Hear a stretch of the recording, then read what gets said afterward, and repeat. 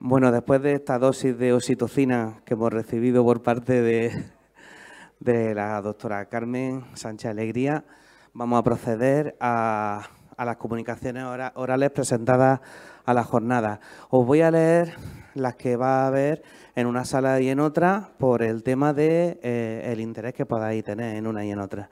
Las que se van a leer en este salón de actos, la primera corresponde a Esther Egea, químicos emocionales para la salud. La segunda comunicación es de Rocío Sánchez, se llama Percepción por parte de los profesionales sanitarios sobre la intimidad y la confidencialidad en la ginecología. La tercera comunicación es por parte de Gonzalo Martín Quintanilla, análisis bioético del ingreso en cuidados intensivos de pacientes con limitaciones al soporte vital previa a su admisión. Y la cuarta comunicación la voy a hacer yo porque mi compañero del Comité de Ética del Área 3 pues no ha podido venir, al final la haré yo. Consideraciones éticas respecto al ingreso de pacientes agudos en una unidad satélite cita en un centro concertado, pero dependiente del servicio hospitalario. Las comunicaciones que se van a leer en la sala Luis Calandre son las siguientes. Por parte de Flora Vera Escolar, actividad del Comité de Ética Asistencial del Área de Salud 2. La segunda comunicación es por parte de María Serna. Se denomina conflicto de intereses en la práctica clínica, autonomía y beneficencia. La tercera comunicación, Juan Martínez, decisiones clínicas y decisiones éticas. Y la cuarta y última comunicación será a cargo de María José Redondo, titulada Comité de Ética Asistencial a propósito de un caso. ¿Están abiertos los micrófonos? ¿Ya? Ahora, perfecto. Bueno, pues sin más dilación, pues vamos a comenzar las comunicaciones en esta sala.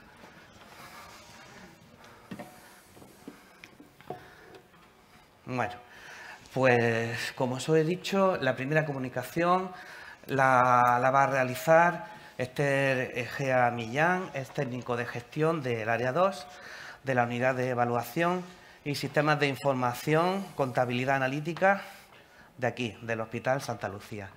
Cuando quiera, Esther, puede realizarla. Vamos a intentar ceñirnos a 10 minutos cada comunicación porque tenemos que terminar a las 6 y la idea 10-12. La idea sería que hubiera un turno de preguntas, aunque sea de 1 o 2 preguntas al final de las 4 comunicaciones. Vamos a intentarlo. Pues cuando quiera. Muy buenas tardes. Gracias a Juan Martínez, gracias al comité, gracias a directores, ilustrísimos representantes de nuestra sanidad. Para mí es muchísimo más que un orgullo. Estoy entusiasmada de ver lo que he visto en estas jornadas porque sinceramente pensaba que sería la única loca en hablar de lo que es la vida, ¿no? De lo que son las emociones. Afortunadamente, Carmen me ha precedido. O sea, os puedo decir que hablamos el mismo idioma, hablamos lo mismo, hemos escrito 2 libros casi como lo mismo. Es brutal, ¿no? Pero bueno, como no existen las casualidades, sino sí las causalidades, voy a intentar ceñirme a los 10 minutos, suelo hablar demasiado, así que por favor, si alguien me puede controlar el tiempo. Ok, gracias. A ver, químicos emocionales para potenciar la salud, así es como la titulé. Esto es la receta que yo quisiera recibir cuando voy al médico. Espero que ustedes la puedan leer, porque dice, sé feliz, sé consciente, come, reza y ama. 24 horas, 7 días, 365 días al año. Pacientes tú, tus amigos, tu familia, tus compis. Lugar de toma, casa, empresa, cualquier lugar. Celebra tu vida cada amanecer, que es un nuevo día. La nota del farmacéutico es sonría usted siempre. La poesología es el autoconocimiento. Pero he aquí a nuestros médicos. ¿Sabéis quiénes son? El doctor Amor y la doctora Paz. Esto es lo que yo quisiera recibir y esto es lo que yo he recibido en algún momento de mi vida, en muchos momentos por parte de ustedes, los profesionales. Os tengo una admiración que no podríais entender. Yo también quise ser médico porque mi vocación de nacimiento es ayudar a cada persona que pueda y de hecho lo hago desde hace muchos años, solo que desde hace algunos menos lo hago a nivel profesional en otro ámbito. Veréis, ante una gran caída en cualquier área de la vida le precede un gran cambio y esto fue lo que me sucedió a mí algunos años.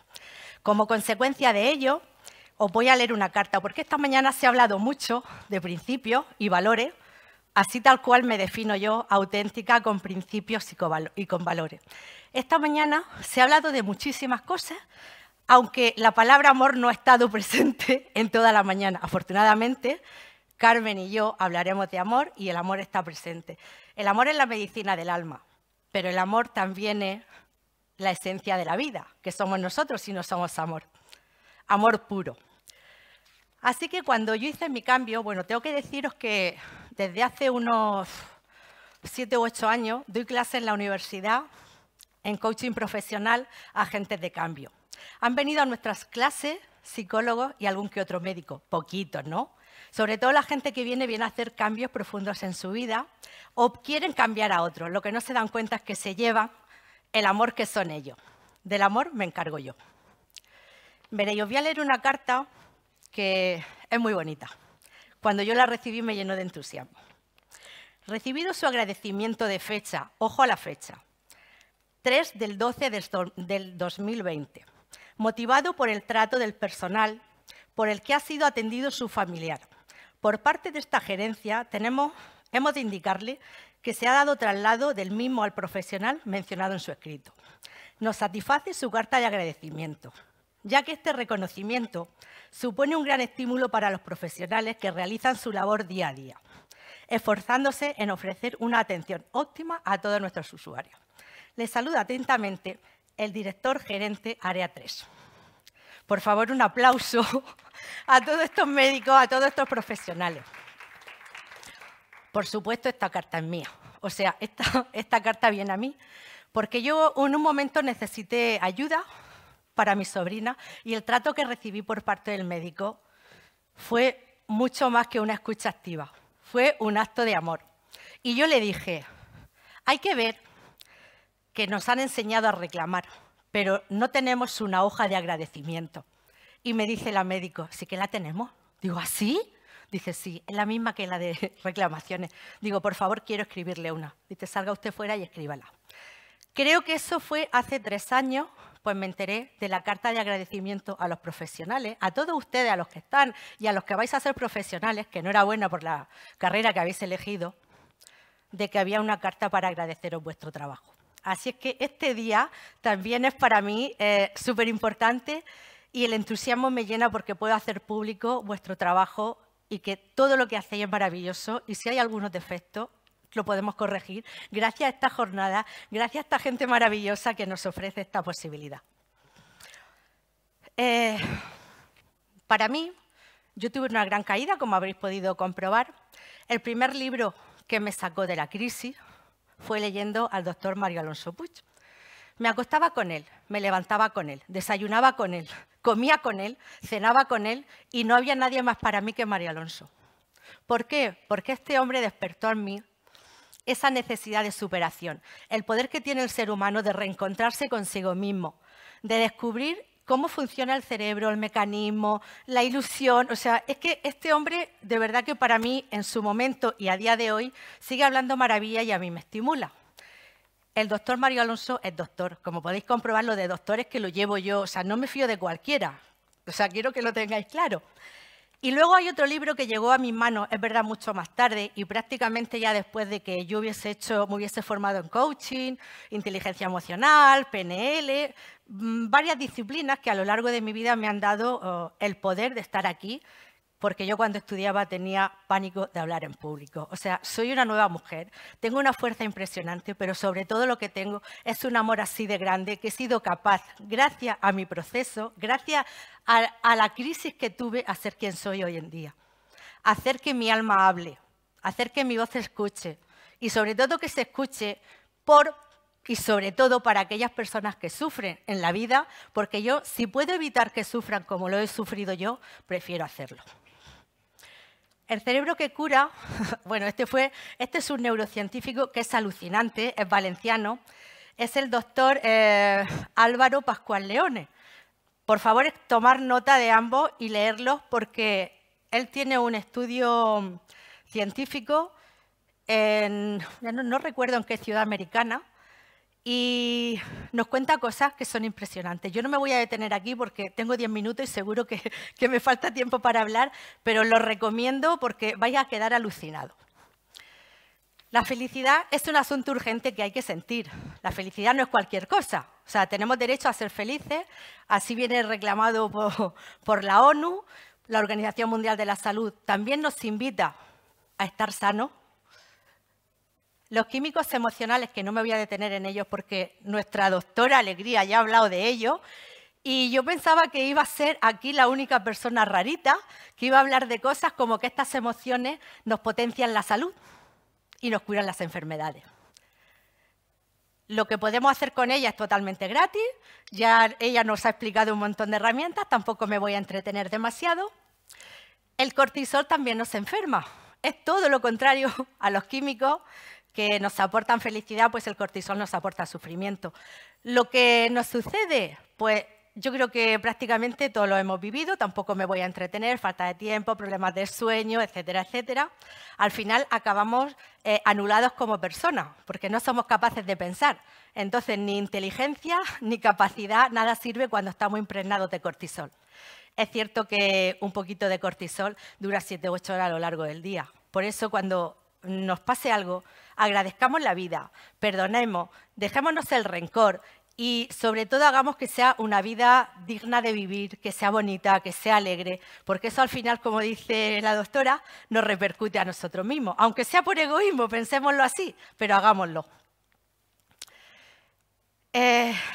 Lo que nos pasa a los pacientes también le pasa a nuestros médicos, a nuestros enfermeros, a nuestros asistentes, a nuestros cuidadores. ¿Es importante que ellos estén bien para que nos cuiden a nosotros? ¿Alguien ha sentido que alguna vez no le han tratado bien? Y en ese caso, ¿ha mirado a la cara al profesional que le atendía? Es imposible que una persona te trate mal o te sienta mal cuando todo él o toda ella es amor, cuando te trata con una sonrisa o cuando te mira a los ojos. No se trata de ser papá ni mamá de nadie, pero se trata de comprender que tenemos un ser humano enfrente que está sufriendo. Se trata de tener empatía, pero sobre todo también se trata de tener compasión. Cuando tú miras a alguien a los ojos, descubres su alma, descubres su sufrimiento, pero también puedes inyectarle una dosis de alegría, una dosis de fe y, en todo caso, una dosis de esperanza. ¿Se puede pasar del sufrimiento a la felicidad? Os digo que sí, porque lo he experimentado en cada una de mis células. No estaría aquí si no tuviese la certeza de que esto es posible y de que así tal cual lo siento y que agradezco la vida cada amanecer, cada instante. Y cuando me suceden cosas que no son del agrado, pienso así en la vida. La vida es un camino de rosas, pero también un camino de espinas. He vivido en todos estos estados emocionales. Os voy a decir que he vivido en un estado de gloria, por supuesto, después de haber pasado depresión, ansiedad, angustia, ira, rabia, tristeza y decepción. Esto viene en un libro que ahora os presentaré. Para mí la felicidad llegó a ser simplemente estar en estado cero, aceptación. Simplemente con no sufrir, para mí aquello ya era felicidad. Las noches oscuras del alma las he pasado y muchas. Y si puedo hacer que a alguien evitarle una, con eso mi vida tiene sentido. Este libro surge precisamente por algo que alguien me dijo. Esther, si has cambiado tanto, si tanto has aprendido, si ha vuelto la sonrisa a tu cara, ¿por qué callarte eso? ¿Por qué no ponerlo y plasmarlo en un libro? Y claro, ¿cuántos minutos me quedan? ¿En serio? Un minutito, un par de minutos. Bueno, pues este libro es consecuencia de todo lo vivido. En él hay el origen y no voy a decir el final, porque con este libro se puede aprender a ser feliz. No solamente a ser feliz, sino a aprender a todo lo que necesitemos aprender, a todo. A perdonar, a amar, a aceptar la vida, porque como digo, me he esforzado mucho en comprender que cada célula de aquí llega al dedo gordo del pie, que recorre toda nuestra sangre, nuestra linfa, o sea, todo eso está en el libro. Y yendo rápido, para mí el camino de la vida es estar en supervivencia, el despertar, que es lo que me gustaría que la gente que me escuche pudiese despertar. Yo entiendo y creo que las personas que estáis aquí ya habéis despertado, ya sois sensibles a estos conocimientos, con lo cual no me puedo entretener demasiado, pero que después del despertar viene la plenitud. En la plenitud está la felicidad, está el amor y están los sueños cumplidos. Los pensamientos más las emociones dan lugar a los resultados que tenemos en nuestra vida, gestionemos nuestros pensamientos. Somos una unidad de cuerpo, cerebro, mente y contexto que nos afecta y que no somos indivisibles. Aquí me alegro que mis compañeros hayan hablado de espiritualidad, porque si bien la espiritualidad no forma parte o no formó parte de mi vida durante mis no sé cuántos años, sí que formó parte en las noches oscuras del alma, porque cuando uno no tiene a qué agarrarse, ¿sabía a lo que uno se agarra? A la fe, a la esperanza. Y yo decía, este sufrimiento no es terrenal. ¿Qué hay allí arriba? ¿Qué tengo que aprender? Y creo que estoy aquí en este hospital seguramente por este acto de presencia que estoy haciendo hoy. Porque yo no soy de aquí, soy de fuera, tenía otras cosas, pero aquí estoy siempre pensando, ¿qué me trae Santa Lucía? Estoy orgullosa de estar aquí, sobre todo porque estoy viendo en estos meses de trabajo que llevo el magnífico trabajo que hacéis los profesionales en cumplir ítem precisamente para tener una calidad excelente al paciente. Aprender algo nuevo significa, en términos neurobiológicos, cambiar el cerebro. Este doctor, don Francisco Mora, también os invito a leerlo, también forma parte de mis conocimientos. El autoconocimiento yo lo recomiendo porque para mí es brutal, es necesario para hacer estos cambios, para vivir. No, que vamos concluyendo. Voy pasada, ¿verdad? Sí. Vale, termino ya. Del caos a la superficie. Si estamos en la superficie, estamos en el caos. Imaginaros cuando vais bajando al fondo del mar, ¿sabéis lo que pasa? Que poco a poco va disminuyendo nuestra presión. Y cuando estamos en el fondo, tenemos la calma. Entremos al fondo de nuestro interior, que es donde está nuestra verdadera esencia y nuestro propósito de vida. ¿Qué quiero con esto, con esta presencia aquí hoy? Fomentar el autoconocimiento. Me gustaría que los profesionales pudieseis recomendar la responsabilidad del paciente en su salud a través de estos neurotransmisores que lo que hacen es aportarnos felicidad y que contribuyen a aumentar nuestro sistema inmunológico, que cuidemos a nuestros profesionales, que si ellos están bien nos atenderán de maravilla, eso podéis estar seguros. Y me gustaría pedir algo, y es que implantar formación en desarrollo humano de forma curricular en todas aquellas carreras o módulos de formación profesional, porque creo que es una base para poder extender el bienestar, la felicidad, la paz mundial y sobre todo también el amor y que cada uno se reconozca. Gracias. Gracias, de verdad. Creo que ha sido maratoniano. Bueno, yo reconozco que cuando se expone una comunicación, para los que exponemos comunicaciones, el tiempo es cortísimo y no nos damos cuenta realmente. ¿Cuánto me he pasado? No, no te preocupes. Perdón. Tendré en cuenta para el resto de ponentes el tiempo que... ¿Me he pasado mucho? Pues, 2 o 3 minutos, no te preocupes. 2 o 3 minutos, bueno, gracias. Me ha hecho ilusión, has dicho antes que la carta era del área 3. Sí. Me ha hecho ilusión porque yo trabajo allí en el área 3. Ah, pues me alegro. Sí, en este servicio de admisión y tengo muy buena relación con el servicio de atención al usuario. Yo soy de Puerto Lumbrera. Ah, muy bien. Y la verdad es que ver este foro lleno de gente, con estos grandísimos profesionales, esta mañana cómo se está hablando, lo que se ha estado hablando, y ver que el mundo evoluciona, porque claro, yo no soy sanitaria, entonces yo no puedo ver esto que se cuece aquí entre bambalinas, ¿no? Pero tener la oportunidad de estar aquí es un orgullo, es un reconocimiento al ser humano, a nuestro sistema de salud y saber que quiere avanzar y que está en pro de cuidar al paciente, porque al final, como también han dicho esta mañana, pacientes o somos o seremos todos. Y... Pues muchas gracias, Esther, porque tu comunicación ha estado también, igual que la de la doctora Carmen, ha estado llena de oxitocina. Sí, muchas gracias a vosotros por invitarme. Venga, la segunda comunicación es de Rocío Sánchez Gómez. Rocío Sánchez Gómez es médico especialista en ginecología del Hospital General Universitario Reina Sofía y también trabaja en la Universidad de Murcia. La comunicación tiene como título Percepción por parte de los profesionales sanitarios sobre la intimidad y la confidencialidad en la ginecología. Pues cuando quiera, Rocío. Bueno, yo voy a hablar de la intimidad y la confidencialidad en ginecología a raíz de un estudio que hemos hecho al respecto.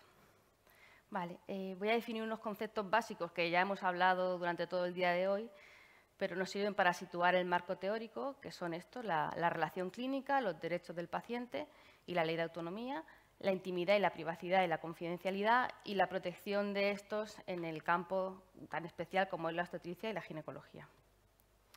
A ver, la relación clínica, según la define Diego Gracia, es aquella que tiene lugar entre una persona que considera su salud amenazada y alguien que posee el saber y la técnica para hacer frente a la enfermedad y restaurar la salud comprometida o en riesgo. Entonces, en un trabajo publicado en 1992 por Linda Emanuel y Ezequiel Emanuel, se establecieron 4 modelos de relación clínica, que están polarizados entre el modelo paternalista y el informativo, y en medio quedarían los modelos interpretativo y deliberativo. Y lo ideal, como ya conocemos, es el modelo deliberativo. Pero es verdad que ha habido un cambio en los últimos años con el abandono del modelo paternalista y con cambios en el concepto de salud, que ya no se define como la ausencia de enfermedad, sino que se centra en la calidad de vida. Y ahora ya la asistencia sanitaria está mucho más centrada bajo el prisma del paciente y cada vez son más activos y participativos a la hora de tomar decisiones sobre su salud. Entonces, los derechos del paciente ya están recogidos en la Ley General de Sanidad de 1986, el derecho a la información, el cual constata que los pacientes y usuarios del sistema de salud tienen derecho a conocer la información de los servicios asistenciales disponibles, su calidad y los requisitos para acceder a los mismos. El derecho a la confidencialidad, que el paciente tiene derecho a que se respete la confidencialidad de los datos referentes a su salud y a que se garantice que nadie puede acceder a ellos sin que la ley lo autorice previamente. Y luego el derecho a decidir sobre su salud, aquí cobra especial relevancia el consentimiento informado. Después, la Ley de Autonomía del Paciente del año 2002 se recoge que los profesionales tienen la obligación de respetar la intimidad y la dignidad de los pacientes y de proteger la confidencialidad. Y en cuestiones como el acceso a la información clínica, los pacientes tienen derecho a acceder a la información clínica y a recibir una copia de esta, y también conocer quiénes y con qué fines han accedido a la misma. Entonces, los conceptos de intimidad, privacidad y confidencialidad son conceptos interdependientes. La intimidad se relaciona con la esfera más íntima, más personal, los pensamientos, sentimientos, creencias y valores. La intimidad implica el derecho a mantener en secreto aquello que consideremos personal e íntimo. La privacidad se refiere más a la protección de los espacios físicos y la capacidad de las personas para controlar el acceso a su persona y a su entorno. Es el derecho a estar solo o en compañía de quienes uno elige y en un entorno seguro y protegido. Y después, la confidencialidad se refiere a la protección de los datos e información personal que se comparten con otras personas, especialmente en el contexto de las relaciones de ayuda. La confidencialidad implica que la información personal no será divulgada sin nuestro consentimiento. En la especialidad de obstetricia y ginecología, como se tratan áreas muy sensibles y delicadas como la salud sexual y reproductiva de las pacientes, estos conceptos cobran más importancia si cabe. Bueno, el estudio que hicimos se titula Percepciones por parte de los profesionales sobre la intimidad y la confidencialidad en la ginecología. Los objetivos eran identificar las principales áreas de preocupación de los profesionales sanitarios en relación con la intimidad y la confidencialidad en la atención ginecológica y obstétrica, explorar las posibles discrepancias entre la percepción de los profesionales sanitarios sobre privacidad y confidencialidad y conocer las opiniones en la atención ginecológica en función del lugar y puesto de trabajo. Este es el cuestionario que se utilizó, donde hay 5 factores, ¿vale? y se gradúan del 1 al 5. Entonces, fue un estudio transversal, un cuestionario anónimo. Se incluyeron profesionales sanitarios del ámbito obstétrico y ginecológico que ejercen como médicos o personal de enfermería y que estaban dispuestos a participar en la encuesta, ¿vale? Se seleccionaron pacientes tanto del Hospital Universitario Virgen de la Risaca como del Reina Sofía y entre personal médico y personal de enfermería. A ver, en cuanto a los resultados, en el ítem de información personal vemos que la mayoría de los encuestados de ambos hospitales están de acuerdo o completamente de acuerdo en que se toman las medidas necesarias para evitar el acceso a la información personal del paciente, aunque sí que se observan algunas diferencias en cuanto a en los hospitales. A ver si, ¿ves? Hay una pequeña diferencia, ¿vale? En cuanto a los datos personales, el ítem de si se toman las precauciones necesarias para salvaguardar los datos del paciente, la mayoría de los médicos contestó un neutro y la mayoría del personal de enfermería un totalmente de acuerdo. Y estas diferencias también eran estadísticamente significativas. En cuanto a urgencias, la mayoría de los encuestados consideran que se toman medidas necesarias para salvaguardar la privacidad física del paciente, incluso aunque se encuentren en casos de emergencia, ¿vale? También vemos una pequeña diferencia entre el tipo de hospital. Vestirse en un lugar privado, hablando de la privacidad de la que dispone el paciente para cambiarse de ropa, en la Risaca vemos más respuestas neutras y marcadas con de acuerdo que en el Reina Sofía, que hay más respuestas con totalmente de acuerdo. En cuanto a las decisiones conjuntas, que se toman decisiones conjuntas con el paciente para asegurar su privacidad, también vemos que en la Risaca hay un 45% de acuerdo y en el Reina Sofía un 73,7% completamente de acuerdo. Y en total, un 48% en ambos hospitales estaban completamente de acuerdo. Entonces, ya a modo de discusión, vemos que, según el hospital, el personal sanitario de ambos hospitales está muy concienciado sobre la importancia de la protección de los datos personales y de la privacidad. La mayoría de las respuestas están en el extremo de la escala de acuerdo o completamente de acuerdo. El Hospital Reina Sofía tiene quizá unos datos más de completamente de acuerdo, porque probablemente tenga una sólida cultura de protección de datos, y en el Hospital del Virgen de la Risaca hay más variabilidad en las respuestas obtenidas. La posible explicación que nos damos son los factores contextuales, eso, como el tamaño y la complejidad del hospital, la carga de trabajo y la cultura organizacional, ya que pues, el Hospital Virgen de la Risaca es un hospital muy grande, especialmente el Hospital Materno-Infantil, que recordemos que es la maternidad con más partos de España, entonces el volumen influye mucho a la hora de estos factores. Y luego también pues, factores individuales de formación y experiencia previa. Y luego, según el puesto de trabajo, también vimos diferencia entre los médicos y el personal de enfermería. Por los médicos vimos respuestas como más críticas, con menor proporción de respuestas en los niveles de acuerdo y totalmente de acuerdo. Y en el personal de enfermería también vimos mayor proporción de respuestas en los niveles más altos, ¿vale? Probablemente la diferencia es por la formación y el enfoque profesional. Porque según, por ejemplo, Beltrán Aroca, el personal médico, el personal sanitario, especialmente los médicos, están más involucrados, se han hecho estudios que se ha visto que están más involucrados en violaciones de la confidencialidad de los pacientes, aunque en la mayoría de los casos estas violaciones son involuntarias, probablemente porque el personal de enfermería tiene un papel más cercano al paciente, pasa más tiempo con él y están más sensibilizados con su privacidad. Como conclusiones, estas 4, pues que los resultados obtenidos en general, el personal sanitario de ambos hospitales valora la importancia de la privacidad del paciente. Luego, las que hemos constatado diferencias propias de cada hospital, por el tipo de hospital y por la formación, y también debido a factores individuales. Luego, como tercera, que es necesario desarrollar programas de formación, que yo creo que coincidimos todos, en aspectos relacionados con la privacidad en la relación clínica y generar actitudes de respeto hacia la confidencialidad y protección de la intimidad de los pacientes. Y como última conclusión, que es fundamental la implementación de protocolos y de prácticas efectivas para el manejo de los datos personales y la protección de la intimidad en la relación clínica. Y ya está. Pues Muchas gracias, Rocío, y además es que te has ceñido, además es que has terminado incluso antes de los 10 minutos y de verdad es de agradecer. Vale. Y muy interesante. Luego, si hay un turno de preguntas, podremos hacer comentarios acerca de este estudio. La tercera comunicación viene por parte de Gonzalo Martín Quintanilla. Es médico especialista de medicina intensiva, trabaja aquí en el Hospital de Santa Lucía y nos va a presentar una comunicación titulada Análisis bioético del ingreso en cuidados intensivos en pacientes con limitaciones al soporte vital previas a su admisión. Pues cuando quiera. Espera, un momento. Buenas tardes, espera que se ayude. Ahí está.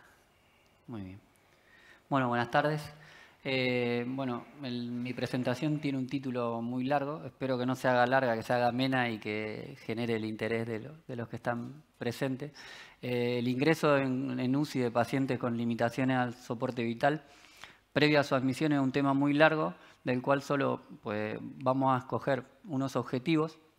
El primer objetivo es que a partir de un caso clínico acontecido en nuestra UCI, para mí muy significativo, reflexionar sobre los cuidados del final de la vida y la adecuación del esfuerzo terapéutico y, de forma secundaria, si podemos, sugerir recomendaciones para mejorar la comunicación entre los distintos profesionales, sus familias, para poder conocer su voluntad y poder anticipar las decisiones médicas que se tomen, y también darle valor a la participación del propio paciente y su familia en la toma de decisiones. Para empezar a hablar, quisiera hacer un breve marco teórico que es hablar qué es la limitación del esfuerzo terapéutico. Es una decisión meditada sobre la implementación o retirada de medidas terapéuticas que se consideren que no conllevarán un beneficio significativo al paciente. La limitación se hace en todos los ámbitos de la medicina. Se hace en la atención primaria, por ejemplo, cuando se decide o no enviar a una paciente a un hospital o dejar una sonda nasogástrica para alimentación. Se hace, por supuesto, en las plantas de especialidades médicas, con decisiones significativas, como puede ser la decisión de maniobras de resucitación sí o no, o decisiones de hacer o no una prueba diagnóstica para un paciente. Y, por supuesto, se hace en la UCI. En la UCI con una particularidad, que es que en la UCI los pacientes que son candidatos para ingresar a UCI son pacientes críticos. Y estos pacientes críticos necesitan tratamientos de soporte vital, que son ni más ni menos que medidas para ganar tiempo, mientras que otras terapéuticas, como pueden ser la cirugía, antibióticos o la evolución de la enfermedad, consigan resolver la situación. Estas terapias de soporte vital pueden estar englobadas en 4 grandes grupos, que puede ser el soporte hemodinámico, que es dar medicinas, fármacos que dan sostén cardiovascular; el soporte respiratorio, cuya máxima expresión es la intubación orotraqueal y la conexión a ventilación mecánica; la terapia de reemplazo renal y la resucitación cardiopulmonar avanzada cuando un paciente entra en parada respiratoria. Todos estos medidas de soporte vital hacen que nosotros le llamemos a la limitación adecuación de los tratamientos de soporte vital, que es básicamente lo mismo, es de forma individualizada, decir si se omiten, se retiran ciertas medidas o todas. Entonces, tiene un amplio espectro. Ese espectro va desde el rechazo al ingreso porque se considere que ninguna de las medidas le va a beneficiar al paciente, el realizar todas las medidas o estar dispuesta a realizarlas si el paciente la necesita, o preestablecer limitaciones, o sea, decir cuáles medidas se van a implementar y cuáles no al ingreso en la UCI. Y eso es nuestro día a día en nuestra especialidad. Sea en el contexto que sea, son decisiones, como comprenderán, muy complejas, que tienen que estar, por supuesto, basadas en la mejor evidencia médica, tienen que ser multidisciplinarias, o sea, no se puede dejar fuera a los médicos y todo el personal que lo viene tratando, auxiliares, enfermeros, que son los que más contacto tienen con el paciente, tienen que estar consensuadas y, por supuesto, en acuerdo con la voluntad del paciente y con la de sus familiares.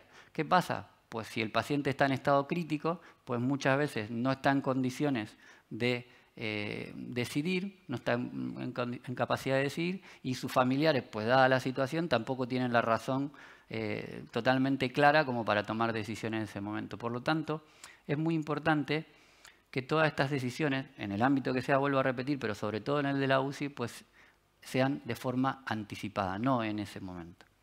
Pues dicho esto, pues empezamos un poco a contar el caso clínico. Se trata de una mujer joven de 63 años con diagnóstico de ELA. Ya llevaba 3 años de diagnóstico, estaba en una situación de dependencia física completa y además en una insuficiencia respiratoria. Estaba bien contenida y cuidada por sus familiares. Tenía su marido y 3 hijos. Por supuesto que la mayor responsabilidad del cuidado de la paciente caía sobre el marido, pero estaban muy bien coordinados y los 3 hijos colaboraban de forma acertada en el cuidado de la familia y parecían, estar muy bien encaminados en este aspecto.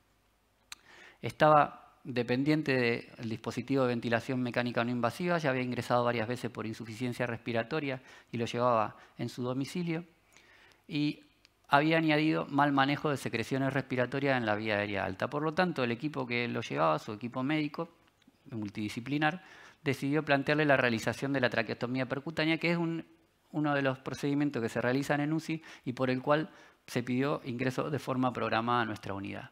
La mujer ingresó, en el momento de ingresar ya estaba continuamente con la ventilación no invasiva, no tenía datos de infección, la analítica y la RX de tórax estaban dentro de la normalidad. Como todo procedimiento, como mencionó la compañera, todo procedimiento conlleva un consentimiento informado y ahí fue cuando contactamos con ella y le explicamos lo inherente a la técnica, cómo es la técnica, posibles complicaciones. En ese momento ella escuchó, entendió, pero como había que firmar y ella no estaba en condiciones y no estaba su marido, pues llamamos por teléfono a su marido para que viniese, que había salido un momento, y pudiera escuchar también las explicaciones y firmar. En este momento empieza a hacer preguntas que no eran inherentes a la técnica y que evidenciaban una falta de información. Por ejemplo, ¿cuándo se iba a quitar la traqueostomía? La situación que tenía la paciente era claro que no se iba a poder quitar nunca más la traqueostomía. ¿Cuándo se iba a poder ir a su casa? Si se iba a ir en las próximas 48 horas o 24 horas. Eso no iba a ser posible porque probablemente la ventilación mecánica ahora se le iba a tener que aportar por la traqueostomía. Creo que de forma permanente, pero al menos por mucho tiempo. Y además implicaba que su familia se forme en la aspiración de secreciones, con lo cual a corto plazo no se iba a poder ir de la UCI ni del hospital. Y entonces, pues, la paciente se da cuenta de que le faltaba información, me pide que llamemos al resto de su familia y le demos esta nueva noticia, nueva entre comillas, y bueno, se le habla, se le explica a toda la familia, se quedan con sus hijos y su marido en el box de la UCI y finalmente deciden no consentir la realización de la técnica. Se le da la explicación de que en el momento en que se encontraba el fallecimiento iba a ser a corto plazo, que se adecuaría a la medicación para evitar sufrimiento físico, psíquico, se le ofreció también acompañamiento espiritual y bueno, no toleró más la ventilación no invasiva, es una mascarilla que aprieta, no sé, los que los conozcan lo saben, pero bueno, para el que no conozca, son mascarillas que apretan, que provocan lesiones en la piel. Bueno, ella ya tenía lesión en el puente de la nariz, tenía mucha sequedad en las mucosas, no la toleró más, finalmente a las 72 horas y en compañía de su familia falleció, pero en la UCI, porque no quiso volver más en la planta, porque había perdido la confianza en ellos. Entonces, pues vamos a plantear algunas cuestiones. El caso clínico va para muchas cuestiones, yo he elegido 4 y vamos a intentar hacer un breve comentario sobre cada una. El primero, ¿estamos los médicos preparados para dar malas noticias? Pues no. Hay artículos, hay revisiones del ámbito médico, del ámbito de la enfermería, más viejos, más nuevos. Todos coinciden que no hay suficiente formación formal para dar malas noticias. Y esto repercute en que las personas, los pacientes, tengan más estrés, acepten peor la enfermedad y se generen problemas. Afortunadamente, aparentemente en estos artículos también mencionan que hay una tendencia al cambio, que en las facultades, a través de la simulación, se empieza a darle más importancia a la enseñanza de cómo dar noticias, porque al final esto se aprende como cualquier otra materia del ámbito sanitario. Y ojalá sea cierto, son pioneros en esto y llevan muchos años los coordinadores en trasplante, porque se hacen muchos cursos con simulación que son extrapolables y de las cuales muchos nos hemos beneficiado para aprender a dar noticias en nuestro día a día. La segunda, ¿es la UCI un lugar adecuado para los cuidados al final de la vida? Pues miren, la tendencia mundial, no solo en España, es que cada vez más pacientes discurran el final de la vida en las unidades de cuidado intensivo. Esto ha generado mejoras, micro y macro proyectos. En nuestro país, el más conocido como macro proyecto es el proyecto de humanización UCI. Esto incluye múltiples medidas, que ediliciamente haya más luz, que se amplíen horarios de visita, que las informaciones no sean tan estrictas en un horario, sino que se puedan ir dando en distintos horarios, bueno, muchas cosas que se contemplan para mejorar. Pero sin embargo, no hay que olvidarse que en un box de UCI hay poca intimidad, son acristalados, están con cámaras, hay espacio limitado, está lleno de dispositivos, hay ruido, si hay un ingreso a las 2 de la mañana, pues no se puede evitar. Y muchas cosas, pero a mí la que más me llama la atención o me llamó la atención es, por ejemplo, la monitorización. La monitorización, 100% de nuestros pacientes lo llevan. Y uno dice, pero ¿qué daño puede hacerte monitorizar? Pues monitorizar te obliga a que estés quieto en la cama, con movimientos limitados, lo cual produce dolor. Además, es una barrera hacia los mismos familiares, porque si me muevo o lo abrazo, suenan, y si suenan, pues alguien te llama la atención. Con lo cual, la UCI sí que es verdad que se va mejorando, pero todavía falta para mejorar y además no es un espacio tan amable para estos cuidados. Seguimos. ¿Sabemos acompañar a nuestros pacientes? Pues no podemos permitir que la balanza se desequilibre. No podemos darle más valor a tecnologías y recursos que al tiempo que le dedicamos a nuestros pacientes. Es más fácil aplicar una técnica que explicarle a un paciente que por qué no la necesita. Y eso no nos puede poner en pereza de hacerlo. Tenemos que dedicarle tiempo, explicarle para poder permitir que las decisiones se tomen de forma conjunta. Y por último, ¿pues es aceptable que no se le haya dado correctamente la información a esta paciente cuando siempre se mostró partidaria de hacerlo y llevaba 3 años de evolución? Esta pregunta da para mucho análisis, pero vamos a hacer solo uno. Se la privó de una información esencial, por lo cual era poco probable que ella pudiera decidir cuáles eran sus voluntades, por lo que se vulneró el derecho, el principio de autonomía, ¿no? Eso está claro, es evidente. ¿Y qué generó esto? Generó algo que no tuvo marcha atrás, y para mí muy grave, que es la pérdida de confianza en ese momento de su vida, de ella y de su familia, en los médicos que la venían tratando. Y eso a mí me generó mucha preocupación. Pues nada. Unas conclusiones. En numerosas ocasiones, pues la tecnología y los cuidados que aporta la UCI no van a cambiar el curso de la enfermedad y sin embargo sí pueden generar dolor y sufrimiento en los pacientes y en la familia de los pacientes.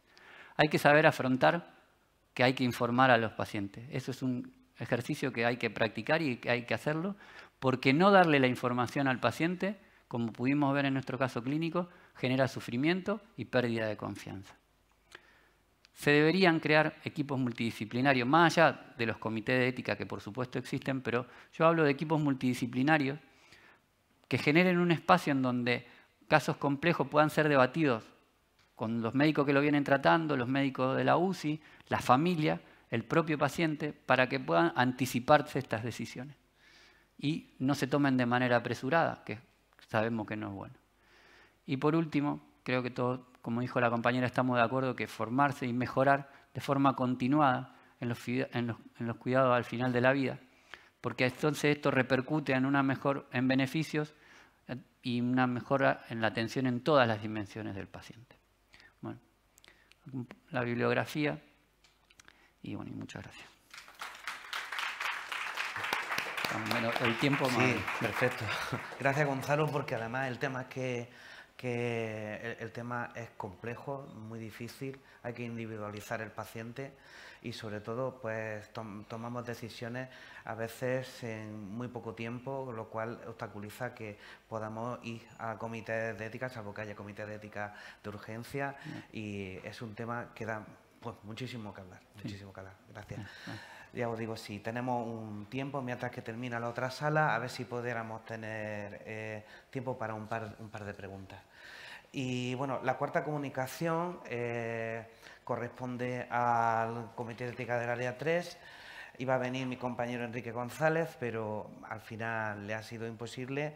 Entonces, pues permitidme que sea yo el que presente la comunicación. Vamos a ponerla.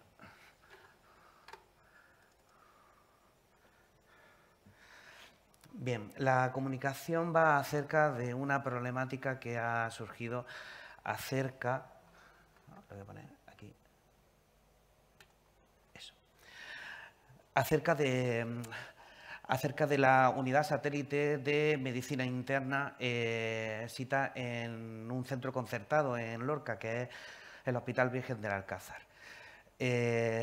Esta unidad satélite de medicina interna nació en la pandemia porque se quiso incrementar, en julio de 2021 se quiso incrementar el número de camas para pacientes COVID, y a la vez escasez de camas, pues se decidió formar una unidad satélite en nuestro hospital, en el centro concertado Hospital Virgen del Alcázar, para acoger a pacientes no COVID, y sobre todo de pacientes de medicina interna. Actualmente esta unidad satélite se abre en el periodo de otoño-invierno, estamos a punto de abrirla ya, y actualmente está atendida por el Hospital Rafael Méndez, que es lo original de este caso. Está en un centro concertado, pero depende exclusivamente del Hospital Universitario Rafael Méndez. Los recursos humanos es un facultativo de medicina interna que está por las mañanas de lunes a sábado, una enfermera que está en turno de mañana y en turno de tarde, de lunes a viernes, y el resto de días, noches, festivos y las guardias la hacen médicos y enfermeras del Hospital Virgen del Alcázar. El resto del personal, técnicos auxiliares de enfermería, administrativos, celadores, mantenimiento, todo ello sigue dependiendo del Hospital Virgen del Alcázar. Pero es una unidad de agudos. El Hospital Virgen del Alcázar es un hospital de cuidados medios, ¿vale? Así decirlo, para normalmente personas pluripatológicas, mayores, con enfermedades neurodegenerativas. Pero esto es una unidad de agudos, ¿vale? Los recursos técnicos son 20 camas. El laboratorio depende del Hospital Rafael Méndez, no del Hospital Virgen del Alcázar. Poseemos gasometría venosa y arterial. Un servicio de radiología que sí que es el del Hospital Virgen del Alcázar. Disponemos también de TAC. La historia clínica sigue siendo Selene, en coordinación con la del Hospital Virgen del Alcázar. Básicamente, como son sistemas operativos que no tienen interoperabilidad, entonces lo que se hace es hacer pues entregar una copia a los compañeros del Hospital Virgen del Alcázar para que puedan introducir los datos dentro de su propio sistema. Actualmente no hay interoperabilidad y es un inconveniente. ¿Qué podríamos añadir más? Pues que está pendiente de que pudiera haber servicios de fisioterapia y de incluso cuidados paliativos que pudiera estar abierta a lo largo del año. Claro, ¿qué ocurre? Pues que el tener una unidad de agudos en un hospital que no es el nuestro, pues produce una discusión ética importante, porque claro, el tema es que esta unidad satélite ha sido hasta hace poco, el máximo de pacientes que ha cogido ha sido 15, pero normalmente ha tenido 4 o 5 pacientes, ¿vale? Y claro, uno de los pilares básicos de la sanidad pública es atender al paciente que necesite un ingreso hospitalario. Cuando hay falta de cama en el Hospital Rafael Méndez, entonces pues necesitamos de esta unidad satélite. Y aquí, claro, surge el dilema ético asistencial, porque claro, ¿qué pacientes vamos a trasladar allí? ¿Qué tratamientos van a seguir? ¿Qué cuidados? ¿Qué mantenimiento? ¿Qué trato van a tener allí? Esto ha causado una profunda discusión en el Comité de Ética y que ha dado lugar a un documento que hemos y que os voy a resumir en esta documentación. Después de un proceso deliberativo de 5 o 6 meses bueno, pues que ya os digo que ha sido un debate muy profundo. A ver, para empezar, los principios por el que el Comité de Ética Asistencial ha partido han sido los siguientes.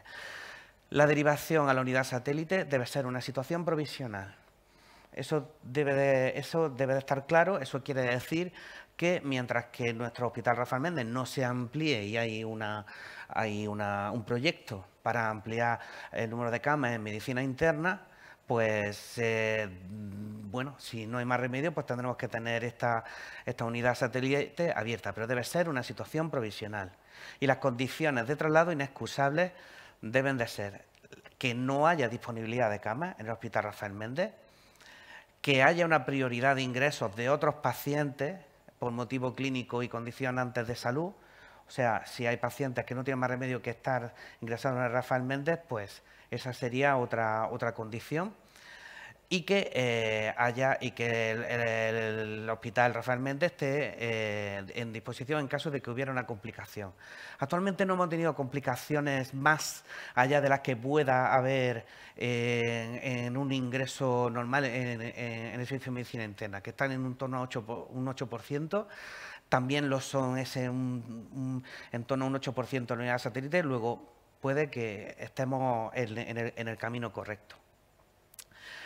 Y sobre todo, la unidad satélite debe de disponer de los recursos necesarios para las patologías que va a tratar. La cuestión está, ¿qué patologías se van a tratar allí?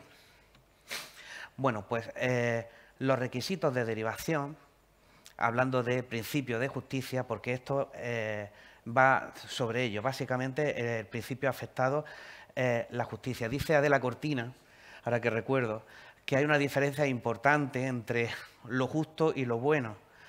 Lo justo es lo que se debe de exigir a todos y lo bueno es lo recomendable. Aquí en este caso estamos hablando de justicia. Y en relación con los recursos disponibles en el Hospital Universitario Rafael Méndez, pues el factor principal para trasladarlo a Rafael Méndez, a la unidad satélite, es que no haya camas en el momento de la decisión, en especial en el servicio de medicina interna. Mientras que haya camas en el Hospital Rafael Méndez, ese paciente debe de estar ingresado en el Hospital Rafael Méndez.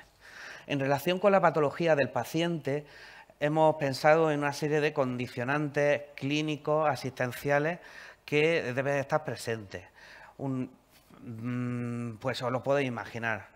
Descompensación de diagnósticos conocidos o ya estudiados, o pacientes crónicos complejos que no precisen un estudio en especial, que requieran sobre todo cuidados de enfermería o básicamente una reagudización de la patología que ellos ya padecen en casa.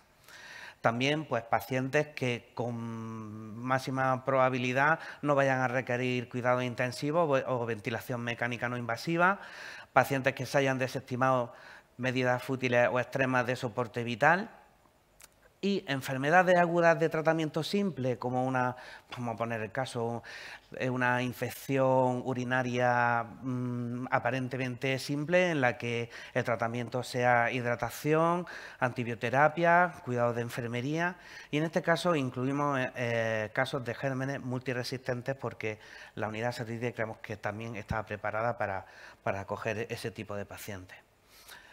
Por el contrario, nunca se debe derivar los potencialmente quirúrgicos, los que precisen endoscopia, UCI, ventilación mecánica, los que precisen de estudio por alguna otra especialidad y pacientes sujetos a largos procesos de rehabilitación. Ya os digo que ahora mismo no tenemos allí servicio de fisioterapia. En relación a los recursos técnicos y humanos que hemos visto convenientes, pues al menos que haya un servicio de radiología, un servicio de laboratorio, gasometría venosa arterial, que de eso sí lo tenemos. Lo que no disponemos, como he repetido ya, es servicio de rehabilitación. y camas de ingreso en cuidados paliativos, porque una opción sería emplear y hacer una unidad de cuidados paliativos para personas que por su condición se reagudizaran. Bueno, eso está en el aire, es una propuesta. No tenemos en el Rafael Méndez ahora mismo una unidad específica de cuidados paliativos y sería interesante valorarlo. Y en cuanto a recursos humanos, es quizá el tema más complejo, porque tampoco podemos fijar exactamente el número, no podemos decir que el mismo número de enfermeras y médicos que trabajan en el Rafael Méndez sea el mismo en el Alcázar. Eso ahora mismo actualmente no es posible por temas que ahora mismo no podríamos debatir.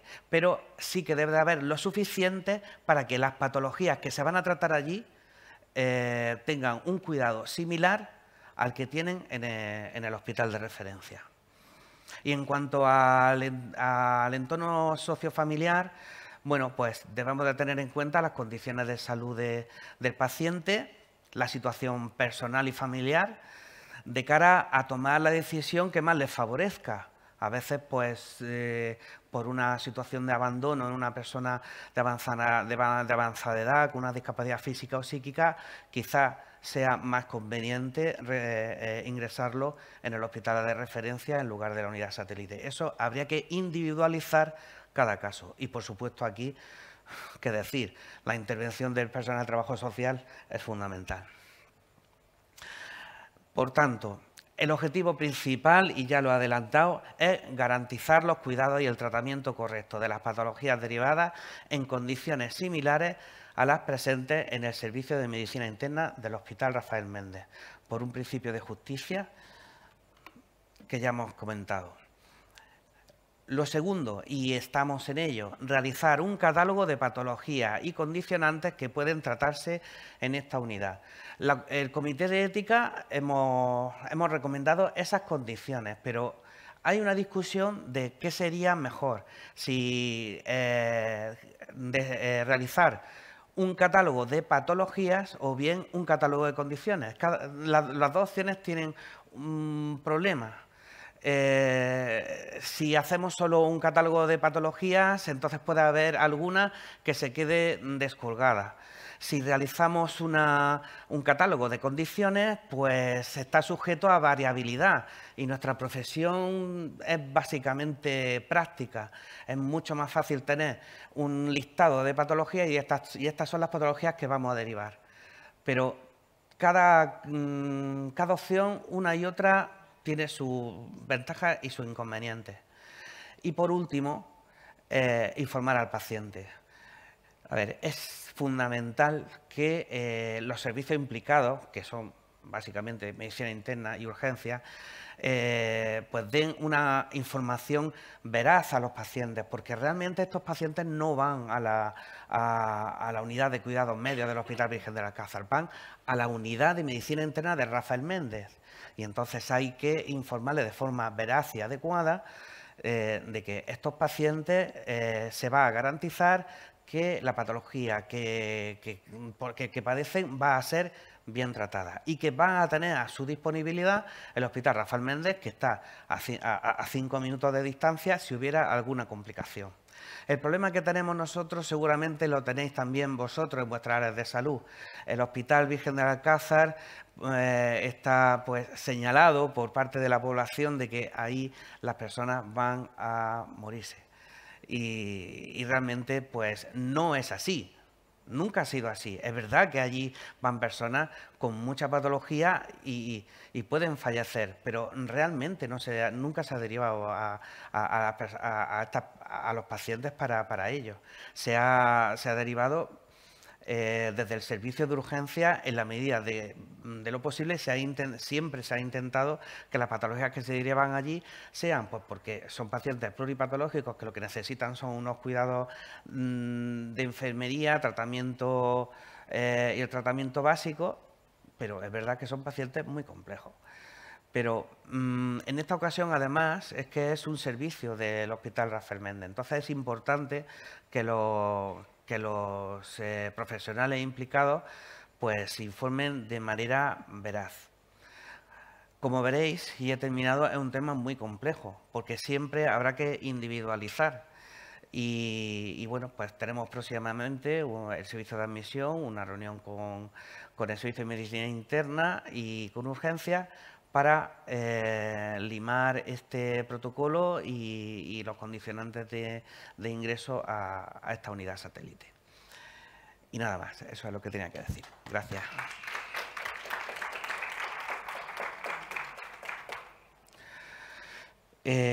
Son las 6:10, pero mientras que no vengan nuestros compañeros, pues podríamos tener un turno de preguntas o de comentarios. Entonces, pues, por favor, si podéis subir los ponentes.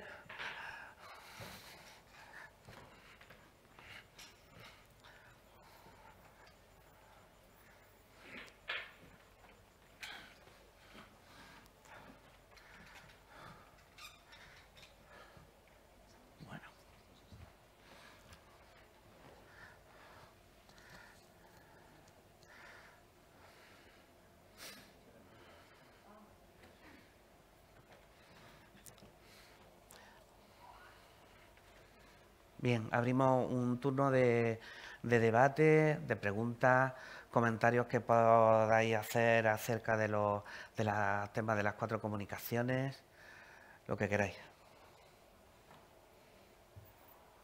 ¿Algún comentario?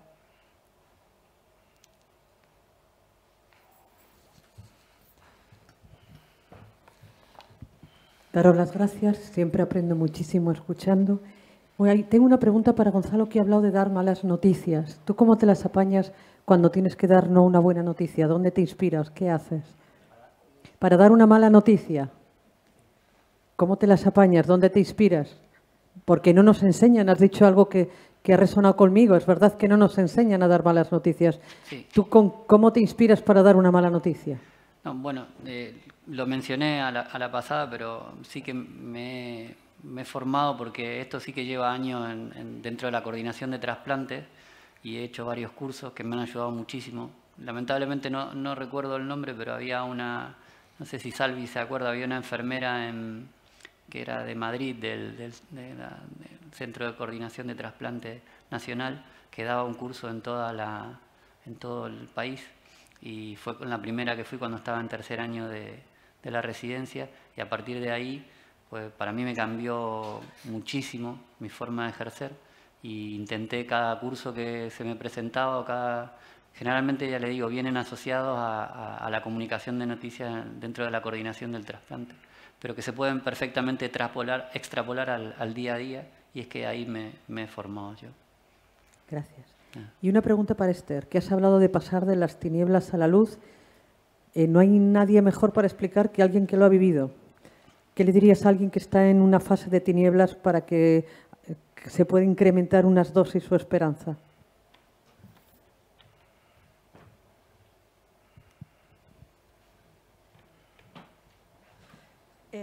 Gracias, Carmen, por hacerme esta pregunta, porque es sencilla responderla, difícil de llevar a la práctica. Cuando uno está en ese momento, no te queda más que la fe, la esperanza y la energía, Dios, el universo. Yo incluso, sin ser religiosa, pedí, entonces también había tema de pandemia, no podíamos salir. Yo recibí audios de un cura y no soy religiosa. Es decir, que cuando todo está perdido, cuando no hay nadie que te pueda consolar, ni una chispita así, solo la energía, solo la fe y solo la esperanza puede llevarte. Pero que afortunadamente ese tiempo se pasa y se puede salir. Entonces yo aquí estoy, sé que la aceptación de la vida es primordial y debemos de prepararnos para ello, como nuestro compañero también decía. Prepararnos a dar malas noticias, pero también a formarnos y también a saber que el tiempo que tenemos es para nosotros, pero también para compartirlo con los demás. Gracias a ti, Carmen. Yo quería hacer una pregunta a Rocío acerca del cuestionario que se pasó a los profesionales sobre la cuestión de intimidad y confidencialidad. ¿Se hicieron, los ítems eran generales o fueron específicos de situaciones específicas que se podía vivir de alteración de la confidencialidad? Está como en 5 bloques. Es un cuestionario que se lo elaboraron en la universidad, ¿vale? Que es propio, de elaboración propia, y se validó en otro estudio anterior. Pero está como enfocado en, si queréis leer alguna, en 5 bloques. A ver, lo tenía por aquí.